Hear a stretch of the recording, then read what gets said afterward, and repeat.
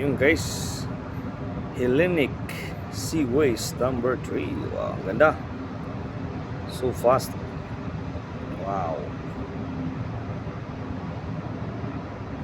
Nice. Linis, no? Dapat ganyan ganda yung mga tumatakbo sa dapat sa probinsya, mga Batangas ba?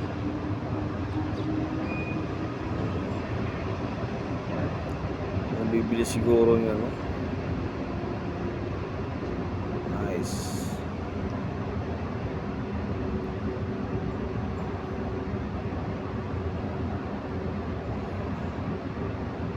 Bibili siguro talaga niya.